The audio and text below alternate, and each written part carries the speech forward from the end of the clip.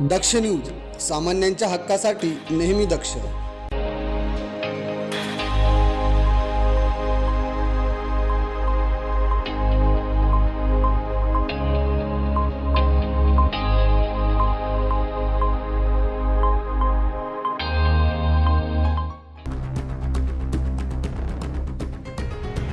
Saint Xavier's शाळेजवळ गोमांस आढळून येताच परिसरात तणाव निर्माण झाला आहे. ही घटना उघड होताच स्थानिक नागरिकांनी संताप व्यक्त करत रस्त्यावर उतरून रास्ता रोको आंदोलन सुरू केले.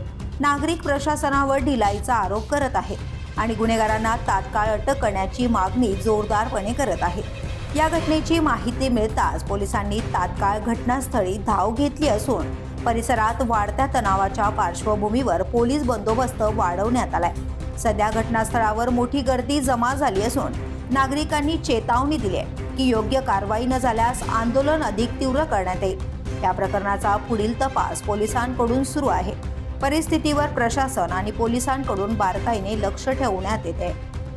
करण सिंग बावरी, दक्ष न्यूज, नाशिक.